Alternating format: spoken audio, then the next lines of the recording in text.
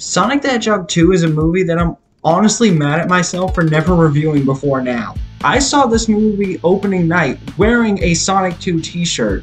Quick shout out to my theater here for not only letting me see the film and allowing me to get the limited edition comic and poster, but also for allowing me into the theater again because my friends had to catch a later showing and they were my ride. Obviously, I have a lot of great memories from seeing this movie with my friends, which was good because when I first sat in that theater, I was hoping this film series wasn't just a one-hit wonder. But oh boy did it deliver, because I'm here to tell you why Sonic the Hedgehog 2 isn't just a great movie, but is the best film adaptation of a video game ever. So, a quick confession before I continue to review this film. Yes, I have a large bias towards the Sonic franchise. I enjoy the games, the characters, the music, and a few of the TV shows. However, despite my bias, I feel like I'm a pretty fair judge when it comes to critiquing media about a franchise I care about. Sonic Forces was a game that had a lot of missed potential. I hate how Shadow has lately been characterized as nothing but edgy in practically every Sonic media that exists, and the less I have to talk about Sonic Underground, the better. One more thing real quick, if you saw my last video detailing my thoughts on the first movie, you'll know that I avoided a plot synopsis because I reviewed that movie so many times. As this is my first time reviewing this movie, I will discuss a lot of the plot here to better articulate my thoughts. In fact, it's probably going to take up a majority of this review. Okay, I think this intro is long enough. Let's do it to it. Right off the bat, I need to say how much I love the opening with the rings on the Paramount logo and the Sega logo transition with the strings that almost sound like they're saying, Sega. This was in the last film as well and doesn't really contribute to my overall placement, but I consider it a nice detail that helps convey how much everyone involved cared about this franchise. But okay, then we get the actual opening with Robotnik planning to escape the Mushroom Planet. Before we even see him, I love the details of the signature mustache logo on the rock that crushes the makeshift Sonic, and if you look closely, you can see the remains of other Sonics, really helping to sell that the blue blur lives rent-free in the evil genius's mind. Robotnik proceeds to use the quote from the last film to power a machine that sends out an energy surge, causing Knuckles and some cool-looking warriors to investigate. I know they're in the prequel comic, but they don't have a big enough role here for you to have to have read the comic to understand. So, that's actually a good point in this film's direction. Judging the scene itself, however, I love the way Robotnik has planned for the appearance of other lifeforms and begins using traps he placed on the ground, showing that while he may be going insane, he's still a genius that should not be taken lightly.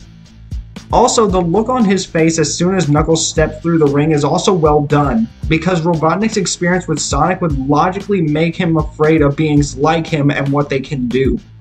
Of course, taking a line from Sonic 3 and Knuckles, Eggman forms an alliance with Knuckles.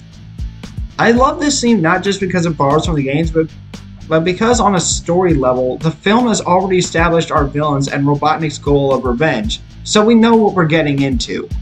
We then cut to Sonic in Seattle attempting to stop a bank truck robbery. This scene establishes how Sonic views his powers and himself after the events of the last film. Now that he has friends in a place he belongs, he can use his powers to help people and make a difference.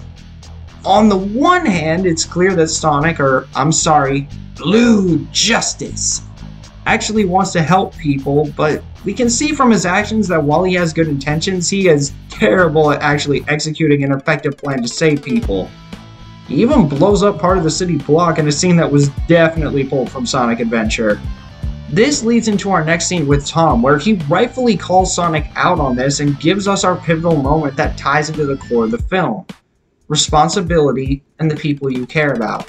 I feel like Tom is well utilized here because he's seen firsthand what Sonic can do, and because he was, for all intents and purposes, Sonic's first friend. I also like the throwaway line from Sonic that they've had this conversation before because it adds to the importance of this conversation and is a realistic interpretation of how a teenager would behave. Believe me, I know. The scene also has a line about how Sonic thinks Tom should stop acting like a dad to him, which we'll return to much later in the review. Moving on, we get a scene of Tom and Maddie preparing to leave for Hawaii for Rachel's wedding. which, considering Robotnik said earlier that he escaped on day 243, means that it has been just 8 months since the events of the last movie.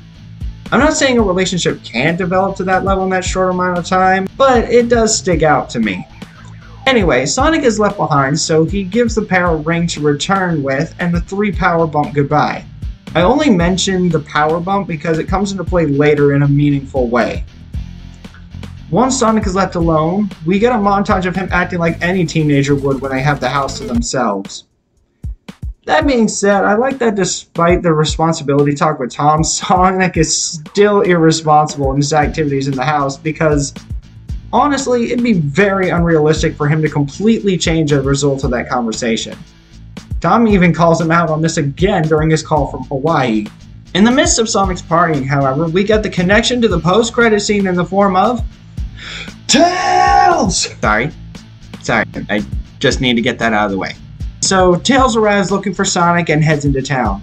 I like how Tails' first thought is to avoid getting spotted, implying he's cautious and a thinker, 2 important aspects of his character that get explored throughout this film. We cut back to Sonic watching a movie with Ozzy when a ring appears in the background.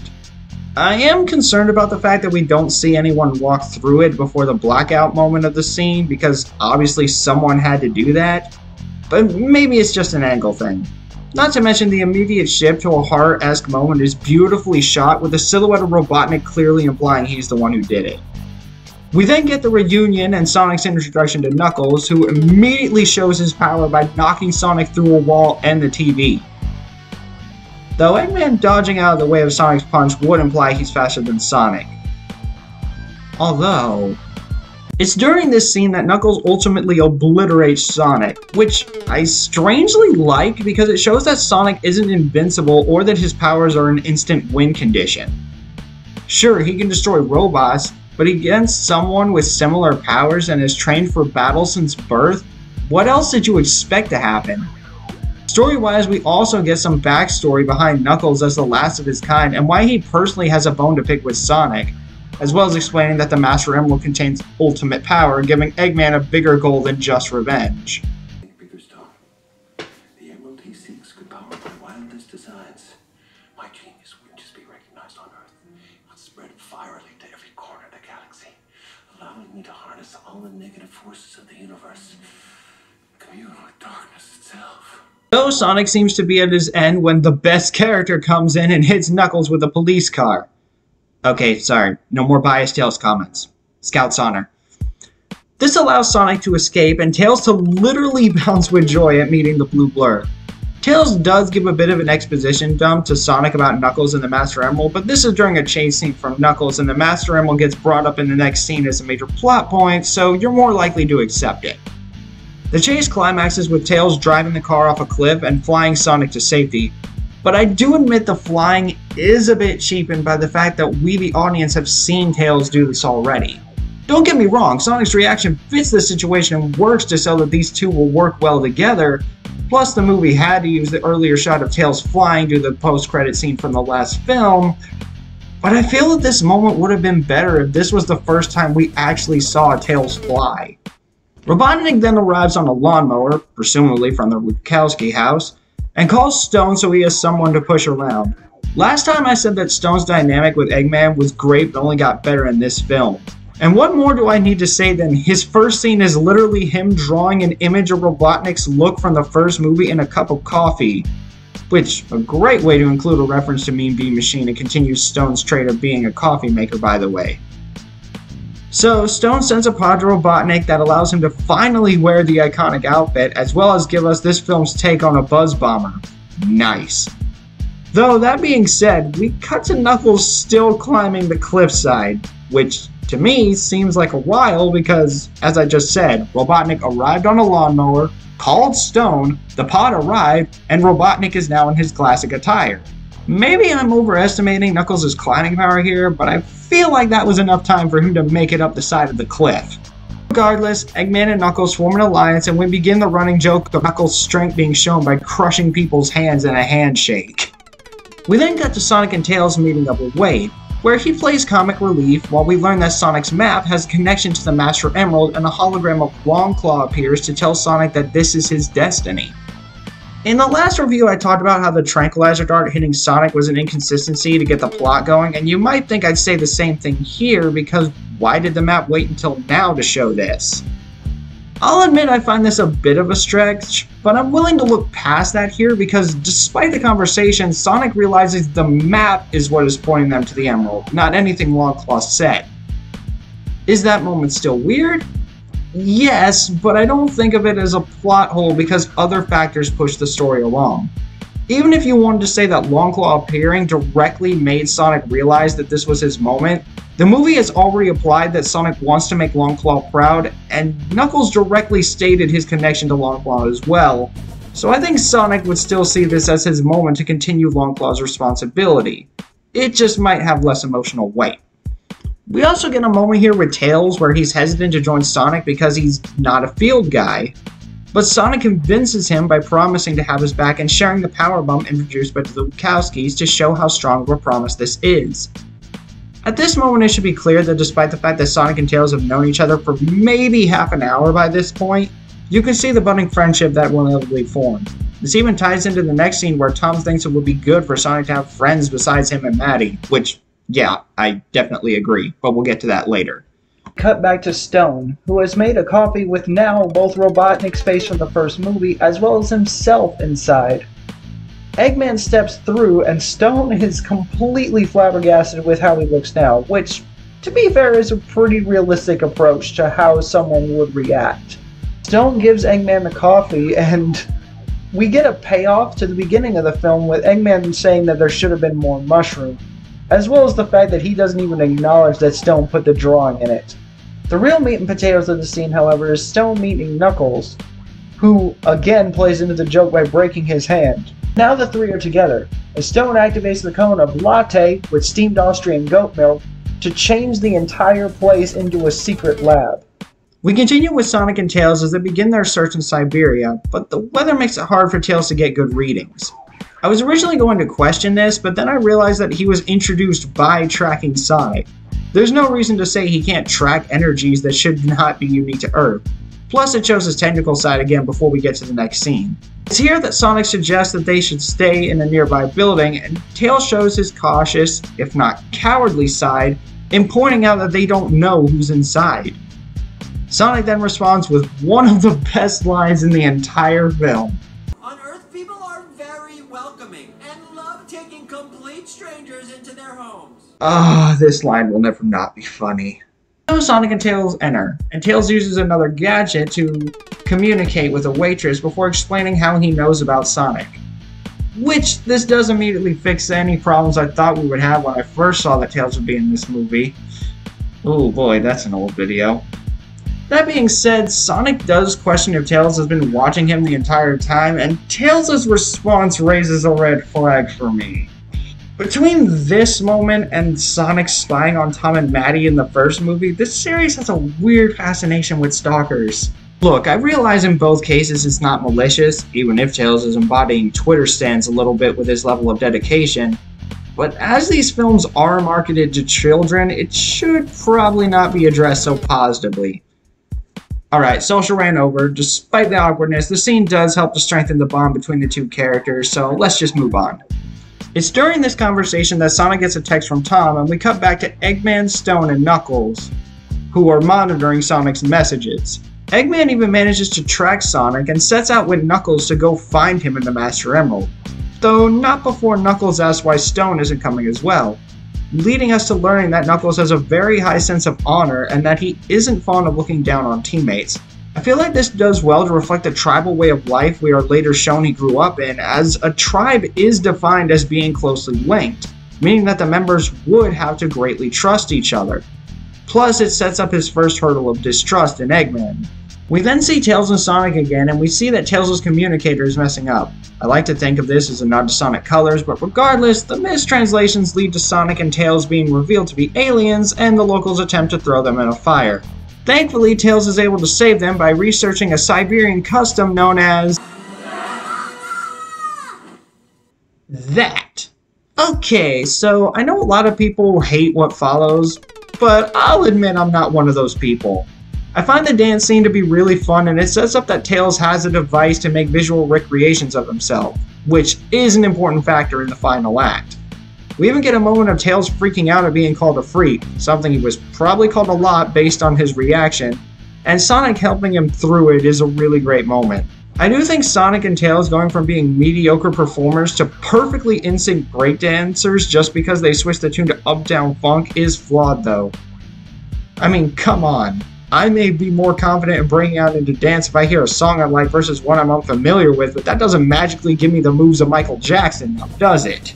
Sonic and Tails win, and Sonic congratulates Tails before the scene shifts to Sonic and Tails having another great bonding moment, with Tails explaining that he didn't have many friends growing up because everyone thought he was weird. But he was inspired by Sonic because he wasn't normal either. This scene cements their friendship, perfectly capping it off with a moment that is a callback to the first film, with Sonic now in the position Tom was in the first movie. This scene is easily one of the best in the entire film, and that's not even mentioning Tails hugging Sonic when he calls him his friend. I'm sorry, I just live for wholesome moments like that. The next day comes around and Sonic and Tails fly to the first location on the map. It's here that we learn the origins of the Master Emerald as a fusion of the 7 Chaos Emeralds, as well as the rivalry between the Owls and Echidna. The scene does a good job with establishing the lore, but this moment is less than 2 minutes and the only hint we get to the Chaos Emeralds later in the movie. Don't worry, we'll get to that. Sonic then inputs symbols on a giant owl statue based on the symbols on the map. Side note, these were confirmed to be a reference to the Babylon Rogues, just saying. The symbols activate the statue, which provides Sonic with a compass to the location of the emerald. It's here that Robotnik and Knuckles show up and we get another battle. One thing I really like about this segment is that Sonic and Tails are working together throughout, while Eggman simply laughs to himself when Knuckles gets buried under rubble. It's that little detail that shows how poorly of a team this is. Sonic proceeds to snowboard down the mountain, using a speed trick from the first movie at one point, before he gets into a confrontation with Knuckles, and while he delivered a great line earlier, he definitely delivers one of the worst jokes in the film here. Great, the Winter Soldier. This line wasn't even funny when they showed it in the trailers. So Knuckles beats Sonic again and the two discuss their backstories, realizing that they both lost everything on the same day. I like this moment because it helps to bridge the gap between the two, creating a scenario where Knuckles is starting to side more with Sonic. Though Tails does intervene when he shouldn't have. Sonic then throws the compass to Tails, but it is intercepted by Robotnik, who then shoots Tails out of the sky with 2 missiles. What I love about this moment particularly is that Tails doesn't just immediately get back up. I timed it. The Fox doesn't recover from this for about 15 minutes of film time, and it definitely takes longer in the actual time frame of the movie. Like what I said in the first movie, this sets up that these characters aren't invincible. They do very much have limits to what they can do and take. Furthermore, it's the fact that Sonic chooses Tails' health over the compass, great character moment for Sonic by the way, that again leads Knuckles to question his stance on Sonic, especially with regards to Eggman's remarks on friendship. The mountain then has an avalanche, and with Tails out of commission and no ring, Sonic is forced to call Tom for backup. This does lead to one of the most predictable moments of the film though, because Tom accidentally switched Sonic's ring for Rachel's wedding ring when he was messing with JoJo. If you've seen any movie before, you knew this was coming. Though the fact that Tom doesn't just hand Randall the real ring in exchange for Sonic's was weird to me. Like, yeah, it would have been a little awkward for the wedding, but it would have been explained so easily and we could have avoided all of that forced drama. So Sonic makes it through to Hawaii with Tails, but he is then captured by the wedding guests, who all turn out to be gun agents. Even the priest, which I weirdly find hilarious. This fixes so many of my problems I had with the ending of Sonic 1, as this established that Gun was created after the events in San Francisco, so Eggman's attack on Sonic. It also makes sense that Gun would be formed because if Sonic exists, there might be others like him. For me especially though, it stalls my argument that the government's stance on Sonic should not have changed after the events of the first film, because they address that Sonic's power is great, but he doesn't use it responsibly. I may be reaching here a bit, but I think this proves that the government wanted Sonic's power for themselves in the end of the first film, and were friendly then. But because Sonic wouldn't side with them, they became hostile, and therefore have resorted to this. Also, nice touch on Commander Walters now being the leader of Gun, though I don't understand how Operation Catfish was supposed to work if Sonic wasn't invited to the wedding. What was the plan if Sonic didn't jump through a portal? Randall convinces Rachel to take a trip to the Wachowskis and attempts to kidnap Sonic there? Yeah, good luck with that, buddy. Okay, so part of this next scene is considered by many to be the worst part of the film, and I'll address why. Maddie and Rachel team up to save Tom, Sonic, and Tails using some of the gadgets found in the Fox's backpack. I think Rachel's reactions make sense for her in regards to what happened, and would also argue that someone had to save the three of them, though I think the execution was a little shoddy. Maddie and Rachel even split up at one point just for Rachel to save Maddie 5 seconds later. I personally would have ordered the scene so that Rachel throws the boomerang first, giving her confidence to confront Randall before the two split up, as this would make for a more natural progression of events. Speaking of Randall though, here's where the hate comes in. We spend a few minutes on the subplot of if Randall actually loved Rachel before we get back to Sonic being rescued. Don't get me wrong, I'm all for resolving a plot thread, but it should never come at the expense of enjoyment of the film. I thought of a way to rewrite this scene where Maddie frees Tom, Tails, and Sonic before meeting back up with Rachel, who couldn't find Randall. The commander would then halt them with Randall at his side, Rachel angry at him, before Randall tases the commander and tells the Wachowski family to do what they need to do, choosing Rachel over the mission and allowing for the two to embrace briefly before we cut to Sonic attempting to stop Robotnik on his own. I'll admit this isn't the most perfect fix, but it does seem a bit more logical and allows the film to not get overborne by this plot thread. As it stands though, this is easily the worst scene in the film. I do agree with you all on that. Back to the actual film though, Maddie does manage to free Sonic and company. I do wish we got a scene of Sonic talking to Tom in confinement before Maddie freed them, but I'll take the fact that we got a scene of Sonic caring more for Tails' well-being than whatever was going to happen to him. Again, really good moment for this character. Still, the team reunites as Knuckles and Eggman find the location of the Master Emerald, triggering a massive sky beam. Yeah, the beam does alert Sonic to the location, but simply unlocking the location led to a huge dip in the surrounding seas, so it's safe to say that much power would have alerted them anyway. More importantly, we get Sonic choosing to do this on his own, using Tom's words of heroes looking out for others and the example of what happened to Tails to point out how he failed. This moment shows a level of growth in Sonic's maturity, that he noticed he did mess up and failed to be the hero he wanted to be.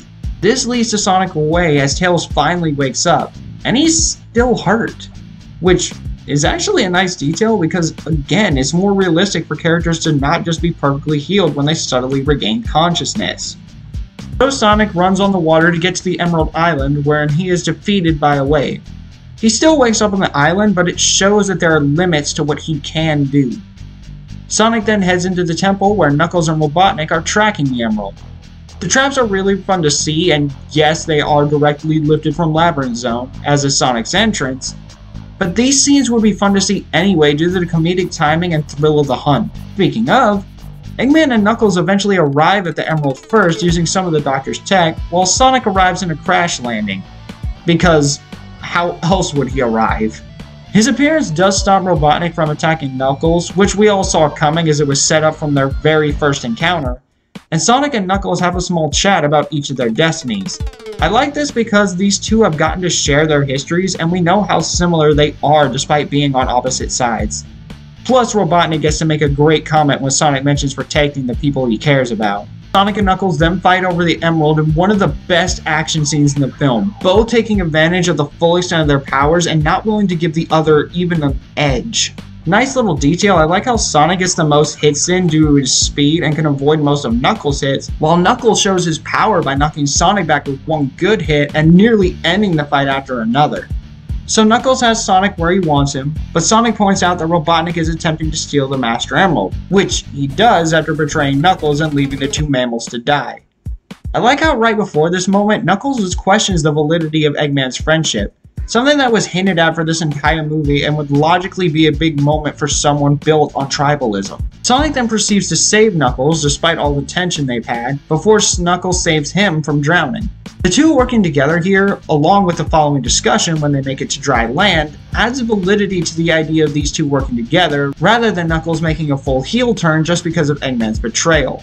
That discussion is built on the idea that the two have been enemies, but they shared enough time together to know how similar their pasts were, and yet how differently they approach life.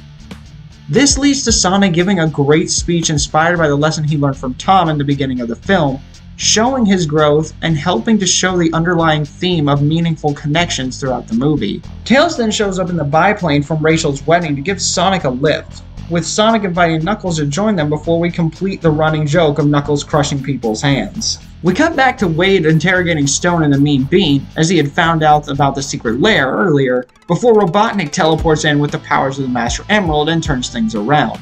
Stone points out that the government is outside, as they had arrived with Tom and Maddie upon confirmation that Robotnik was back, and Eggman leaves to meet them. The Madman then uses the power of chaos to create what I will refer to as the Death Egg robot, despite that name never being said in this film and the Death Egg not being a thing. So Sonic, Tails, and Knuckles arrive to stop him, though Tails questions Knuckles being there. I like this detail because Tails has not interacted with Knuckles over the course of this film besides some aggressive interactions. So him not being aware of the full extent of Knuckles' character does make sense. Sonic does explain and Tails apologizes for hitting Knuckles with the police car, though Knuckles vows to get revenge. Really, this entire scene is just great character building between the three. The initial fight that follows is great as well, with all three characters doing the best they can to fight Robotnik, though Knuckles falling off the plane will always be hilarious. I was originally going to question where the guns on the plane came from, but then I remembered that Tails is known for his gadgets, so of course he could add those details in if necessary.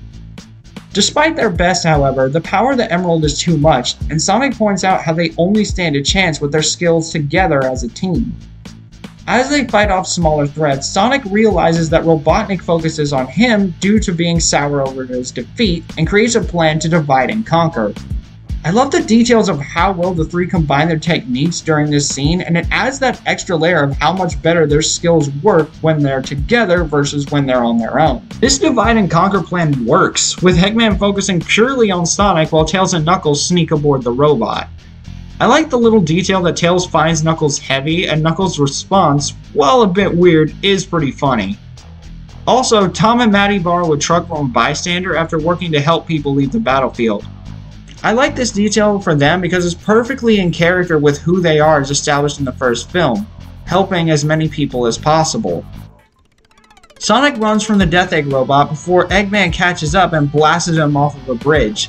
It's at this moment that Tails breaks in with a ton of holograms of himself to distract Eggman, before Knuckles delivers the blow to release the emerald from the Doctor's grasp. This scene works well because it not only pays off the holograms from earlier, but also Knuckles' first hint of Robotnik not being trustworthy. Plus, it plays into both characters' personalities, with Tails using his smarts to distract Eggman, while Knuckles gives him a piece of his mind. The Emerald and Robot then fall to the ground, Tails and Knuckles falling through a hole in one of the eyes along with the Emerald. Eggman gets back up not long after and begins to raise his robot to collect the Emerald which he lost, which Sonic has spotted and is limping towards. I love how much these characters actually sustain injuries, albeit surviving more than a normal person would, rather than just being able to walk it off, because it adds stakes and tensions with every battle. Sonic even comes close to dying when he finally grabs the Emerald, and the only reason he doesn't is because Tom and Maddie are there to save him. The truck does get flipped, so that guy from earlier is not getting it back. Still, this was a good payoff to Tom and Maddie joining the battle. Sonic now holds the Emerald in his hands before it breaks, though an eagle-eyed viewer will be able to spot 7 smaller ones hitting the ground before he prepares to be crushed.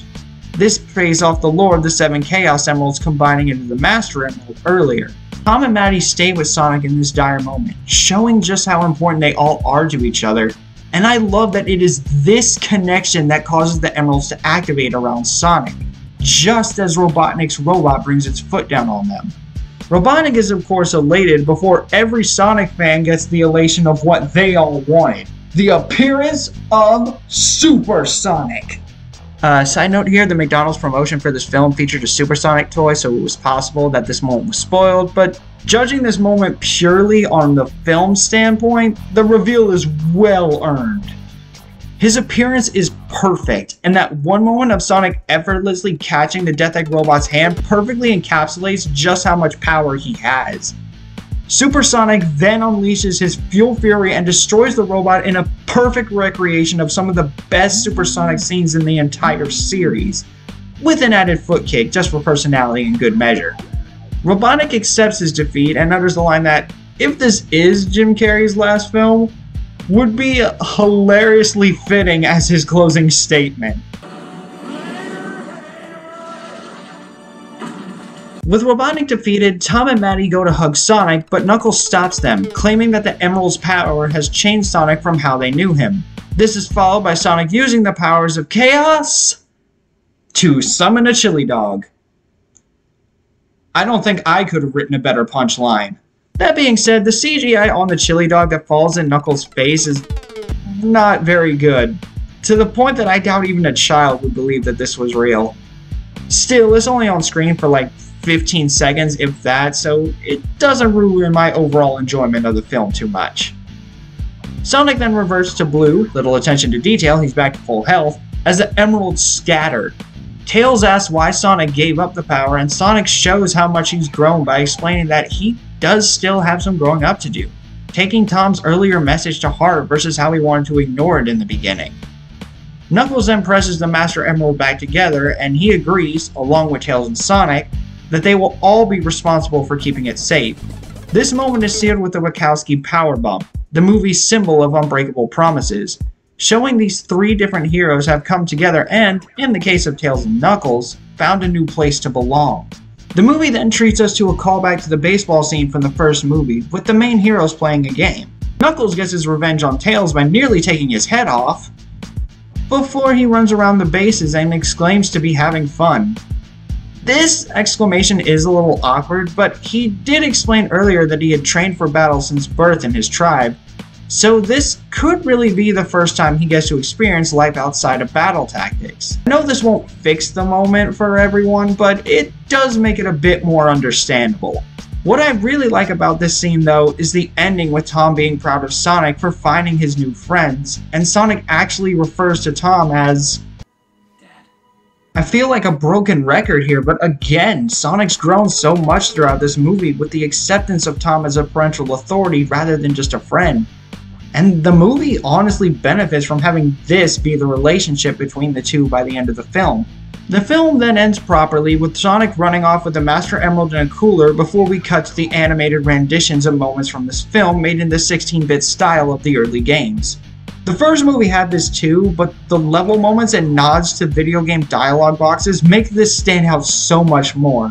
And this is just a personal thing, Kid Cootie's Stars in the Sky is an absolute banger that I will not play out of fear of copyright. We then get the mid-credit scene, which, by the way, the music segments are a perfect segue to and should be done in more films, featuring the gun commander searching the wreckage for traces of Robotnik. We don't see him, but we do see that Agent Stone, who when we last saw him was unconscious in the Death Egg robot, is alive and well, disguised in a gun uniform.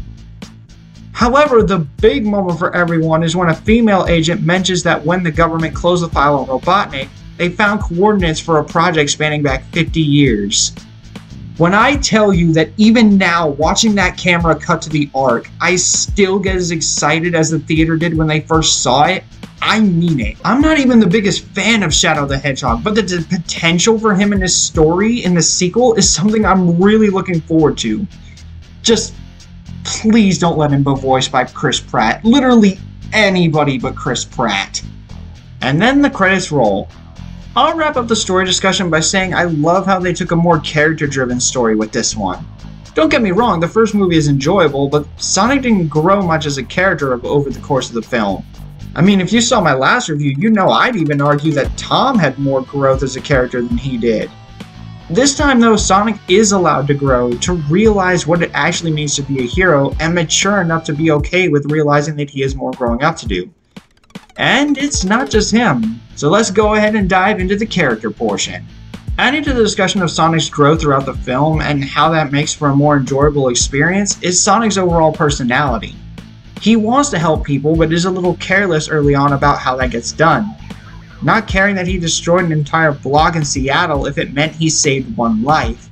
Surprisingly, this is pretty close to the carefree nature of Game Sonic, though I think that version would have more in common with how he is in the end, with more focus on saving people, even with his last breath, than taking care of himself. Ben Schwartz did a phenomenal job once again with this portrayal to bring that teenage attitude we all love to the character, while also making sure there was room for him to grow up. Now let's discuss Tails. Honestly, he's pretty spot on to the way he is in the games, only helped by the fact that they actually got Colleen O'Shaughnessy for the role. They incorporated his backstory of being known as a freak for the two Tails, but Sonic inspired him. He's good with gadgets, can fly, and is highly intelligent for his age. They even got the initial cowardice to overall confidence arc with him right. Granted, that's as far as his arc goes in this movie, but to be fair, that's really all you needed to sell this character.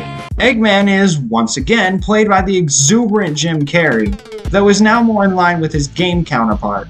He doesn't change much throughout this film, but he doesn't really need to when that manic energy is all he needs to tell you why this was perfect casting. I really hope we get him in the third movie, because if not, who could possibly fit this character more than Jim Carrey? Knuckles, the last game character to discuss, unless we count the Gun Commander, but that's still up in the air. This one might be the most different from his game counterpart. Game Knuckles was tricked by Eggman because he was gullible, and was known as the sole guardian of the Master Emerald. Movie Knuckles, however, was tricked because he wanted revenge on Sonic anyway, and Eggman only saw him as a tool to get what he wanted. He will protect the Emerald from the looks of this film, but it doesn't look like he'll do it alone. They did get his origin as the last of the Echidnas right, though their take was more tribal warrior than the tough paranoid knucklehead of the games. Despite all these differences, I actually like the angle they took with tying Knuckles more into the ancient ways of the tribal Echidna and using that to explain his strength. That tribal take does lead to some not so great moments, but overall Idris Elba understood the assignment and brought an interesting spin on the character to life. Plus, his arc over the course of the film, as I've discussed in length throughout this review, made him one of the more interesting characters to watch. Now on to the non-game characters. Rachel. She has great comedic moments, but doesn't have much of an arc in this film. She's still the crazy woman from the last film that we'd love to see, though. Seriously, Natasha Rothwell does a great job at bringing this character to life. Tom and Maddie. I'm lumping these two together only because they both serve as parental figures to Sonic. I am glad we got to see more of Maddie doing things to help this time around, though, as I liked her a lot in the first movie. James Marsden gets more focus and weight as Tom in the tougher, well-meaning dad department, while Tika Sumpter balances him out as Maddie with the more motherly, calm, and bubbly personality, though she can be stern when she needs to be. Together, these two help to shape Sonic on his journey, again, more so Tom, and their family dynamic does help propel this movie forward. Agent Stone, the best comic relief character. His commitment to Robotnik, despite the fact that the Doctor couldn't care less about him, is a great factor to help Knuckles on his journey, and practically everything this man does is once again gold. I cannot wait to see more Lee Maj-Dub's, I really hope I'm pronouncing that last name correctly, performance, because this character is just great. Wade Whipple. I said a lot of good things about him in the first review, but admittedly in this one he's not that great. Don't get me wrong, he gets a good cop moment in his interrogation of Stone, but his other scene with Sonic and Tails is pretty weak in comedy material. Still, I'm ready to see Adam Pally return to this character again in the Knuckles show. Randall. I loved watching Criminal Minds growing up, but Shamar Moore does not get much character-wise here. He has a good line during that one scene and helps set up the idea that Sonic needs friends his own age, but that's about it. The coolest thing about him is that he's secretly working for a gun. Maybe that will get explored more, but he sadly does not have the best moments, though he's not really a main focus of the film, so. Commander Walters. Please let this man be the commander from Shadow. Everything is set up perfectly for that. I love how they leaned into the Olive Garden thing with him from the last film, and his childlike joy at calling his organization Gun adds a layer of charm to him. Honestly, I'm just looking forward to seeing more from Tom Butler in the upcoming films. Okay, so I'm not usually a special effects guy, but I need to talk about CGI next. For the most part, this movie nails it. Sonic was already good in the first one, but they really cleaned up the look here. And Tails definitely had a glow up from his credit appearance in the last film. I could go on and on about how accurate the 4 CGI characters are, but I also want to point out that it isn't always perfect. The holograms in the dance scene have always felt off to me, and I don't think I need to repeat my thoughts on the chili dog moment. Still, those are 2 small moments out of 2 hours of incredible visual effects. So let me once again thank Marza Animation for giving us an even better product than the first. Sonic the Hedgehog 2 is everything I love about the blue blur brought to the big screen. With captivating characters, arts, and references that won't make you feel alienated for not getting, this is the example that all video game movies should follow. While not every moment hits the ground running, the majority of this film is nearly perfect, earning a 9.2 out of 10 from me and cementing itself as the best video game movie ever made. Thank you for watching. Have a God bless day, everyone.